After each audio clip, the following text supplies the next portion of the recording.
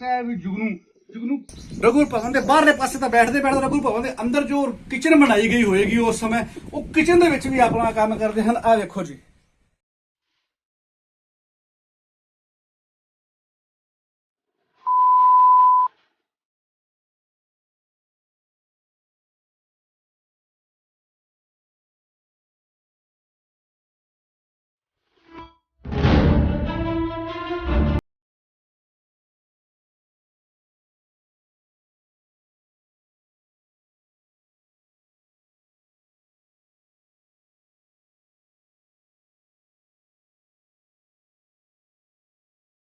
अपना संदीप अबरोल एक बार फिर तुहानूं लैके आए हैं भारत पाकिस्तान अंतरराष्ट्रीय सरहद ते वसे शहर फाजिलका के उत्तर वाले हिस्से में जिथे 1901 के नेड़े एक बिल्डिंग बनाई गई सी जिन्होंने रघुवर भवन का नाम दिता गया सी। ये बिल्डिंग 4 कनाला 18 मरले दे विच इहदी सारी जगह फैली हुई सी जिहड़ी कि हुण सुकड़ के थोड़ी रह गई है।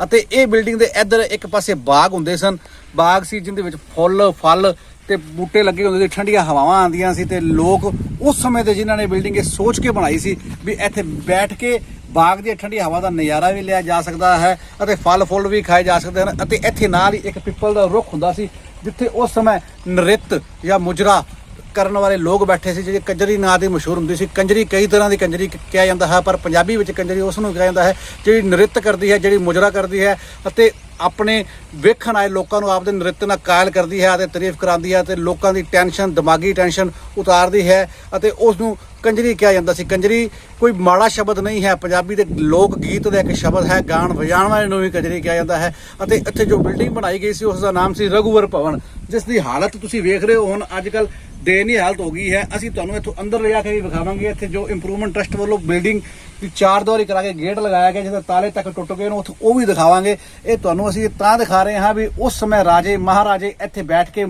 जो कमरे बनाए गए सी, जो हाल बनाया गया सी, वो इत्थे बैठ के शाम नूं आपदा इंजॉय करन आंदे सी, आपदा नृत्य दा ਜਿਹੜਾ ਟੈਨਸ਼ਨ ਲਾਣ ਆਉਂਦੇ ਸੀ ਨ੍ਰਿਤ ਦੇ ਜਰੀਏ ਗਾਣੇ ਵਜਾਣਿਆਂ ਦੇ ਜਰੀਏ। ਇੱਥੇ ਹੁਣ ਇਸ ਦਾ ਕੀ ਹਾਲ ਹੈ ਜਿਸ ਨੂੰ ਹੁਣ ਪਿੱਛੇ ਦੇ ਲੋਕਾਂ ਨੇ ਆਬਾਦੀ ਇਸਲਾਮਾਬਾਦ ਦੇ ਲੋਕਾਂ ਨੇ ਲక్ష్మణ ਦੋਸਤੀ ਦੀ ਅਗਵਾਈ ਵਿੱਚ ਇੱਥੇ ਧਰਨੇ ਪ੍ਰਦਰਸ਼ਨ ਕਰਕੇ ਸ਼ਹਿਰ ਵਿੱਚ ਇੱਕ ਮੁਹਿੰਮ ਚਲਾ ਕੇ ਇਹਨੂੰ ਹੈਰੀਟੇਜ ਦਾ ਦਰਜਾ ਦਵਾਇਆ ਸੀ, ਇਹਨੂੰ ਵਿਰਾਸਤ ਦਾ ਦਰਜਾ ਦਵਾਇਆ ਸੀ।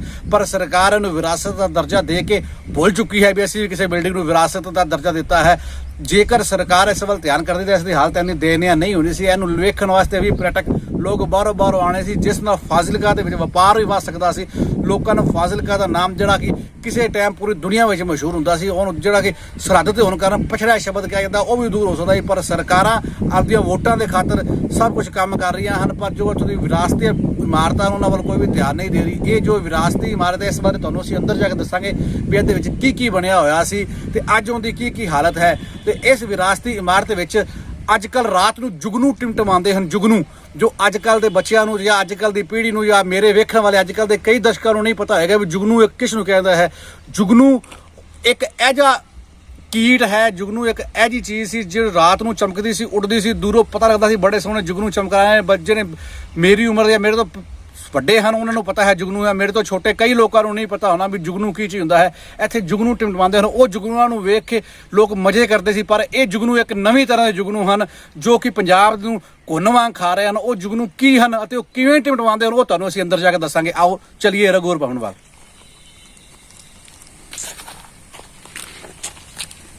4.5 फुट का एक गेट लगाया गया है जिसनों इत्थे एक कुंडा भी लगाया गया सी।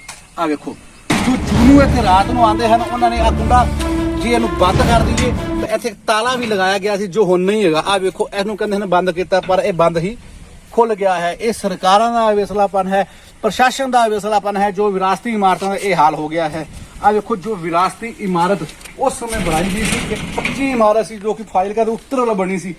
इस इमारत में उस समय लोग जो उत्थों के राजे महाराजे या वड्डे लोग या पैसे वाले लोग इत्थे बैठ के आपदी इंजॉय करते सी, ठंडियां हवावां वेखदे सी ते उत्थे पिपल थल्ले जो नृत्य हुंदा सी या जो डांस हुंदा सी उस नूं वेखदे सी।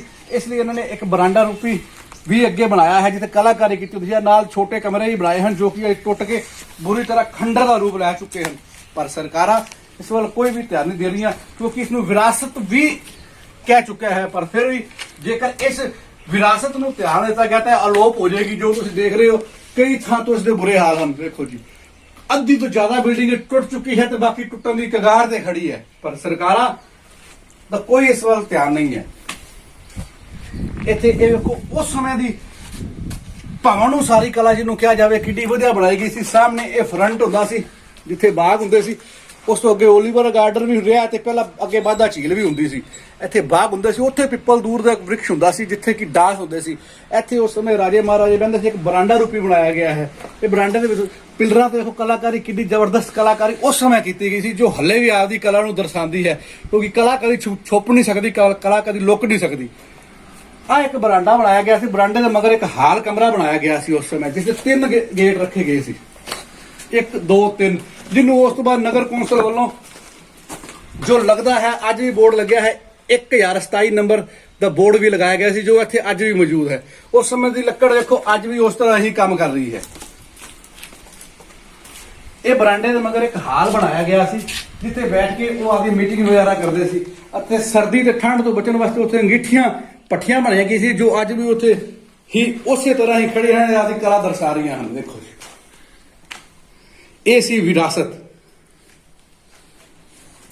ਪਰ ਹੁਣ ਇਸ ਦੇ ਨਾਲ ਹੀ ਆਸੇ-ਪਾਸੇ 2 ਕਮਰੇ ਬਣਾਏ ਗਏ ਸੀ, ਛੋਟੇ ਕਮਰੇ ਬਣਾਏ ਗਏ ਸੀ ਆਰਾਮ ਕਰਨ ਵਾਸਤੇ, ਜਾਂ ਜੋ ਸੇਵਾਦਾਰ ਆਉਂਦੇ ਸੀ ਉਹਨਾਂ ਵਾਸਤੇ, ਜਾਂ ਨੂੰ ਰਸੋਈ ਵੀ ਕਿਹਾ ਜਾ ਸਕਦਾ ਹੈ। ਰਸੋਈਆਂ ਵੀ ਬਣਾਈਆਂ ਗਈਆਂ ਸਨ, ਆਰਾਮਗਾਹ ਵਾਸਤੇ ਵੀ ਛੋਟੇ ਕਮਰੇ ਬਣਾਏ ਗਏ ਸਨ ਉਸ ਸਮੇਂ ਦੇ ਸਮੇਂ ਨੂੰ ਧਿਆਨ ਵਿੱਚ ਰੱਖ ਕੇ, ਜੋ ਕਿ ਅੱਜ ਖੰਡਰ ਦਾ ਰੂਪ ਲੈ ਚੁੱਕੇ ਹਨ।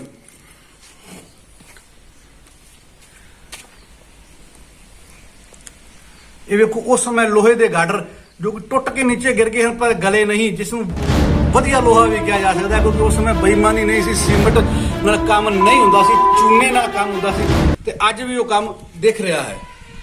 ਤਰ੍ਹਾਂ ਕਿ ਮੈਂ ਤੁਹਾਨੂੰ ਪਹਿਲਾਂ ਦੱਸਿਆ ਸੀ ਵੀ ਇਹ ਰਘੂਵਰ ਭਵਨ ਹੈ, ਜੋ ਲਗਭਗ 1901 ਦੇ ਨੇੜੇ ਬਣਾਇਆ ਗਿਆ ਸੀ, ਪੱਕੀ ਇਮਾਰਤ ਸੀ, ਜਿੱਥੇ ਉਦੋਂ ਦਾ ਜੁਗਨੂ ਰਾਤ ਨੂੰ ਚਮਕਦੇ ਸੀ ਕਿਉਂਕਿ ਲਾਈਟ ਨਹੀਂ ਹੁੰਦੀ ਸੀ। ਪਰ ਅੱਜ 21ਵੀਂ ਸਦੀ ਵਿੱਚ ਲੋਕ ਜੁਗਨੂ ਭੁੱਲ ਚੁੱਕੇ ਹਨ, ਪਰ ਉਹ ਜੁਗਨੂ ਇੱਥੇ ਰਾਤ ਨੂੰ ਹੁਣ ਵੀ ਚਮਕਦੇ ਨੇ। ਇੱਥੇ ਆਸੇ ਪੜੋਸੀ ਮੁਹੱਲਾ ਵਾਸੀਆਂ ਨੇ ਆਦਾ ਨਾਮ ਨਾ ਦੱਸਣ ਦੀ ਸ਼ਰਤ ਦੱਸਿਆ ਵੀ ਇੱਥੇ ਜੁਗਨੂ ਰਾਤ ਨੂੰ ਚਮਕਦੇ ਹਨ, ਅਤੇ ਉਹ ਜੁਗਨੂ ਕਿਉਂ ਚਮਕਦੇ ਹਨ ਅਤੇ ਕਿਵੇਂ ਚਮਕਦੇ ਹਨ ਉਹ ਮੈਂ ਤੁਹਾਨੂੰ ਦੱਸਣਾ। ਉਹ ਜੁਗਨੂ ਚਮਕਦੇ ਹਨ ਇਸ ਚੀਜ਼ ਤੋਂ, ਇਹਨੂੰ ਸਭ ਜਾਣਦੇ ਹੋਣਗੇ, ਇਹਨੂੰ ਅੱਜ ਕੱਲ੍ਹ ਦੇ ਸਮੇਂ ਵਿੱਚ ਇੱਕ ਮੋਬਾਈਲ ਕਿਹਾ ਜਾਂਦਾ ਹੈ।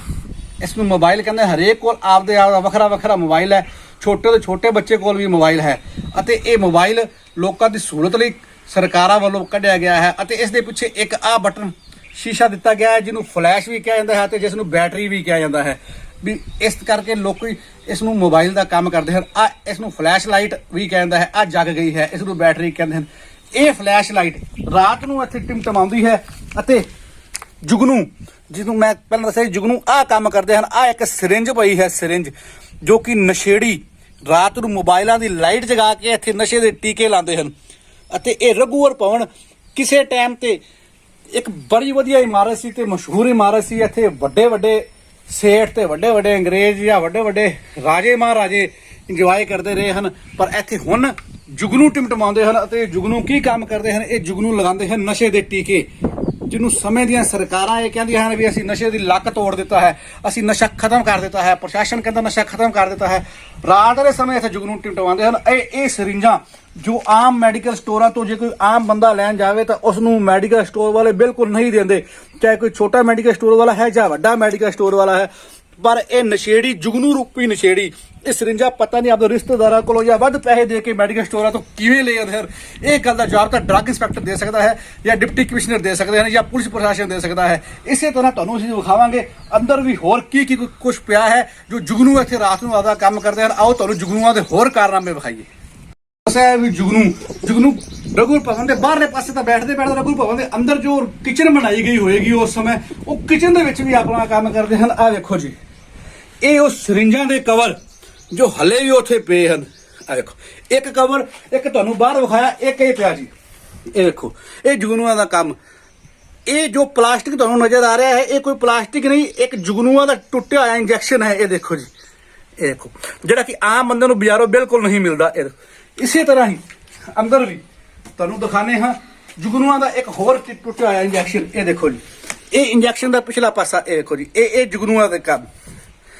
ਇਹ ਸਿਰਿੰਜ ਦਾ ਇੱਕ ਹੋਰ ਕਵਰ ਜੀ, ਆ ਦੇਖੋ, ਆ ਦੇਖੋ, ਇੱਥੇ ਨਾਲ ਹੀ ਉਹ ਇੰਜੈਕਸ਼ਨ ਦਾ ਇੱਕ ਕਵਰ ਇਹ ਪਿਆ ਜੀ।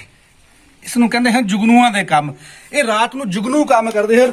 ਇਸ ਬਾਰੇ ਅਸੀਂ ਲੋਕਾਂ ਦੇ ਕੋਲੋਂ ਇਹ ਪੁੱਛਾਂਗੇ ਵੀ ਸਾਡੀ ਚਲਦੀ ਵੀਡੀਓ ਦੇ ਥੱਲੇ ਇਹ ਆਦੇ ਜਵਾਬ ਜ਼ਰੂਰ ਦੇਣ, ਆਦੀ ਰਾਏ ਜ਼ਰੂਰ ਦੱਸਣ ਵੀ ਪ੍ਰਸ਼ਾਸਨ ਇਹ ਜੁਗਨੂਆਂ ਨੂੰ ਜਾਣਬੁੱਝ ਕੇ ਇੱਥੇ ਭੇਜਦਾ ਹੈ ਤਾਂ ਜੋ ਅੱਜ ਕੱਲ ਦੀ ਪੀੜ੍ਹੀ ਜੁਗਨੂਆਂ ਬਾਰੇ ਜਾਣ ਸਕੇ ਜਾਂ ਪ੍ਰਸ਼ਾਸਨ ਦੀ ਨਕਮਾਪਨ ਹੈ। ਇਹ ਤਾਂ ਜੁਗਨੂ ਹੀ ਦੱਸ ਸਕਦੇ ਹਨ ਜਾਂ ਪ੍ਰਸ਼ਾਸਨ ਦੱਸ ਸਕਦਾ ਹੈ।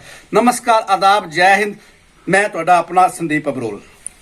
एबीएन न्यूज चैनल देखने वाले सभी दर्शकों से हम अपील करते हैं कि एबीएन न्यूज चैनल पर ऐसी ही लेटेस्ट खबरें देखने के लिए हमारे चैनल को सब्सक्राइब करना ना भूलें। जय हिंद, जय भारत।